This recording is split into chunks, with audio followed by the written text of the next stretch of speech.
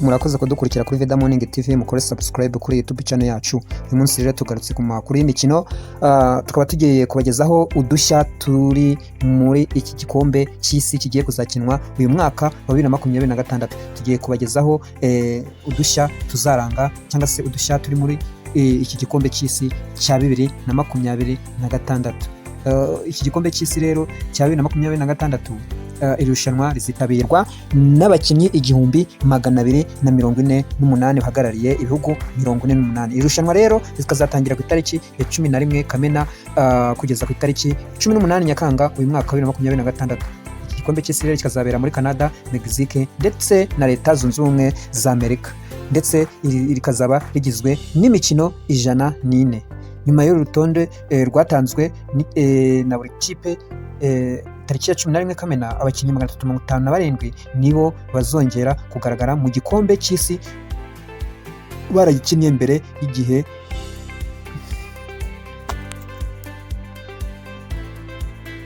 Murakoze kudukurikira kuri Veda Morning TV, mukomeze mukore subscribe kuri YouTube channel yacu ya Veda Morning TV.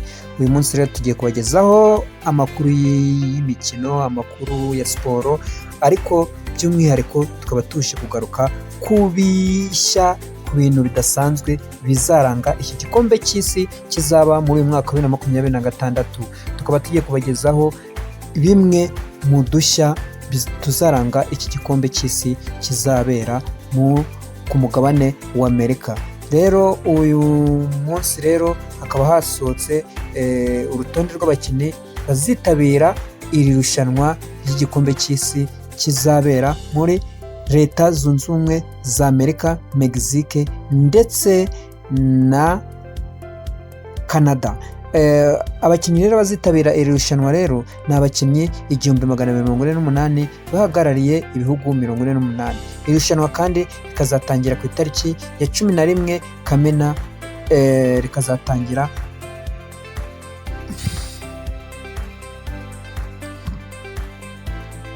turabashimira akomeje gukurikira kuri Veda Morning TV kuri YouTube channel yacu, kandi mukore subscribe, nicyo tubasaba, kuko uyu munsi tuje kubagezaho amakuru ya siporo, amakuru y'umupira w'amaguru, ariko by'umwihariko tukaba tuje mu irushanwa ry'igikombe cy'isi muri uyu mwaka wa 2026. Tukaba tuje kubabwira tumwe mu dushya tuzaranga turi kuranga iki gikombe cy'isi cya 2026 kigiye kuzaba muri uno mwaka.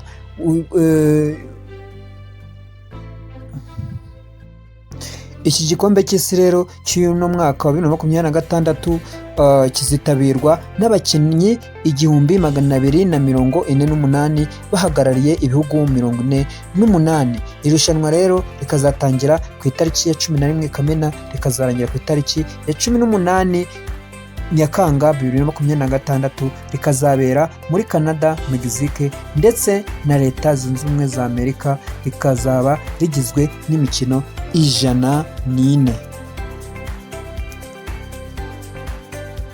Nyuma y'urutonde rwatanzwe na buri kipe, tariki ya 1 Kamena abakinnyi 357 nibo bazongera kugaragara mu gikombe cy'isi baregeze kugikinaho, naho 891 nibo bakinnyi bashya bazaba bagiye gukina iki gikombe cy'isi ku nshuro yabo ya mbere. Ikinyuranyo cy'imyaka ni 25 kiri hagati y'umukinnyi mukuru ndetse n'umutoya.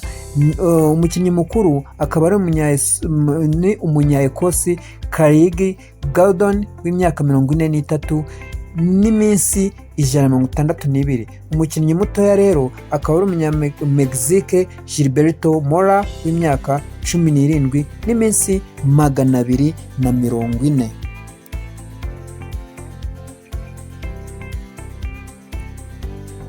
Abakinnyi 22 bari munsi y'imyaka 20, naho 7 bafite imyaka iri hejuru ya 40. Ni ukuvuga ngo barengeje imyaka 40 nibo bazitabira iri rushanwa, mu gihe abigeze kuryegukanaho ari abakinnyi 22. Ibihugu bizakina irushanwa ryayo ku nshuro ya mbere ni Cape Verde, Curacao, Jordania ndetse na Uzbekistan, aho byabonye itike nyuma y'aho amakipe yongerewe agera kuri 48 avuye kuri 32.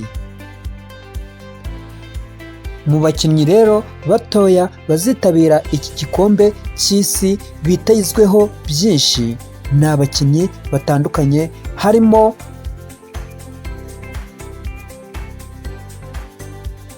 mu bakinnyi bakiri bato cyane bitezweho byinshi muri iki gikombe cy'isi cya 2026. Abitezwe cyane harimo Abdulkadir Kasanov wa Uzbekistan na Warren Zaire w'Ubufaransa, Fini Suman wa Nouvelle-Zélande ndetse na Bilal Kanos wa Maroc. Aba rero akaba aribo bakinnyi bitezweho byinshi muri iki gikombe cy'isi, kandi aribo nabo bakinnyi batoya bari muri iki gikombe cy'isi bazakina irushanwa ry'igikombe cy'isi cya 2026. Abakinnyi rero bamaze kwemezwa ko bazakina irushanwa bakinira amakipe 449 yo mu bihugu 71 birimo 14 byo muri AFC, Asian Football Confederation. Iri shyirahamwe rero ry'umupira w'amaguru rihuza ibihugu by'umugabane wa Aziya ndetse n'ibihugu 7 bya CONCACAF, Confederation of North Central America and Caribbean Association Football. Ibi rero akaba ari ibihugu bihuza ni ibihugu byo muri Amerika ya ruguru, Amerika yo hagati ndetse n'ibirwa bya Karayibe. Rero ibizitabira ni ibihugu 2. Hakaza rero n'ibihugu 6 bya CAF biba bigizwe n'amakipe 6 ahagarariye umugabane wa Afurika, ndetse rero hakaza n'ibihugu byo muri CONMEBOL, Confederation Sud-Américaine de Football. Iri ni ishyirahamwe ry'umupira w'amaguru yo muri Amerika y'Epfo, ikaba harimo Brazil, Argentine, Uruguay, Colombia, Chile ndetse n'ibindi bihugu bitandukanye. Ibyo bihugu rero akaba ari ibihugu 8 bihagararira Amerika y'Epfo, ndetse hakaza n'igihugu kimwe kiba gihagarariye OF, kiba gihagarariye gihagarariye umugabane wa Oceania, n'ibihugu 35 bya UEFA, ibihugu 35 bihagarariye umugabane w'i Burayi. Ibi rero ni ibihugu rero bizitabira iki gikombe cy'isi cya 2026.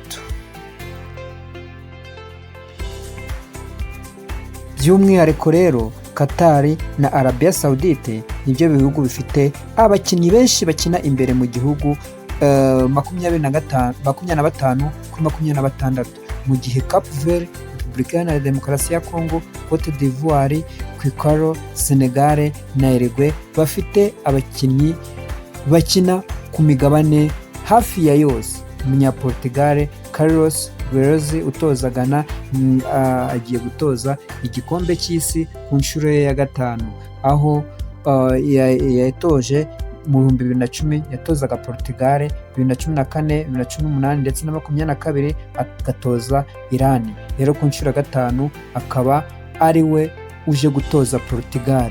Ni umutoza wa kabiri utoje ibikombe by'isi bikurikiranye ku nshuro ya 5 zikurikiranye nyuma ya Bora Milutinovic kuva mu 1986 kugeza mu 2002. Abakinnyi rero batanzwe n'amakipe 48 azakina igikombe cy'isi ashobora gusimbuzwa kubera uburwayi cyangwa Undi mwihariko rero muri iki gikombe cy'isi cya 2026 ni mu gihe Lionel Messi wa Argentine ndetse na Cristiano Ronaldo wa Portugal ndetse n'umunyezamu wa Mexique Guillermo Ochoa bazakina irushanwa ku nshuro ya 6, ibitarigeze bikorwa n'undi uwo ari we wese ku isi.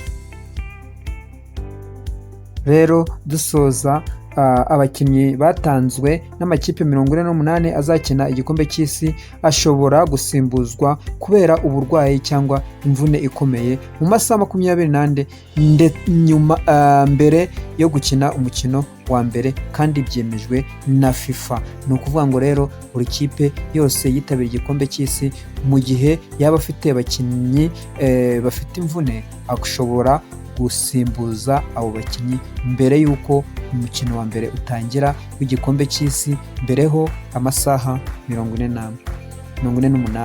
Mukomeze kudukurikira, mwari muri kumwe na Veda Morning TV kandi mukore subscribe.